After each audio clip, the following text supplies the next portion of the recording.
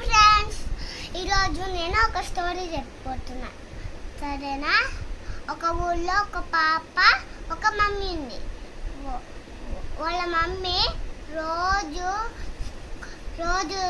Morning లేస్తానే tea అడుగుతారు. Tea ఇస్తారు. మళ్ళీ రెడీ చేసినాక టీ రోటీ ఇస్తారు. ఇచ్చినాక ఆ పిల్ల ఏమైందంటే అసలు ఆకలి లేదంట, చిన్నగానే అయిపోయింది. అప్పుడు డాక్టర్ దగ్గరికి వెళ్ళారు.